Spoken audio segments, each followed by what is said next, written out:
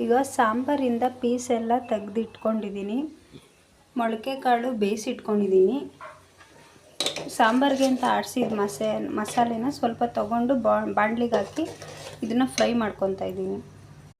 ನೋಡಿ, ಈಗ ಇದು ಎಣ್ಣೆ ಬಿಟ್ಟಿದೆ. ಇದಕ್ಕೆ ಬೇಯಿಸಿರೋ ಅಂಥ ಮೊಳಕೆ ಬರಿಸಿದ್ದು ಹೆಸರು ಕಾಳು ಹಾಕ್ತಾಯಿದ್ದೀನಿ.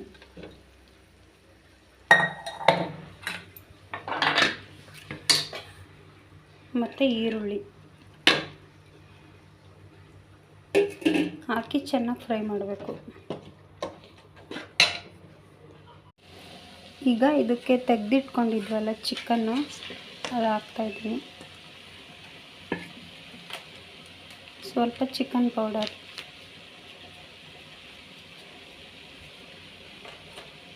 ಚೆನ್ನಾಗಿ ಫ್ರೈ ಮಾಡಿದ್ರೆ ಆಯಿತು, ಸೊಪ್ಪು ರೆಡಿ ಆಗುತ್ತೆ. ಇದು ಸೊಪ್ಪು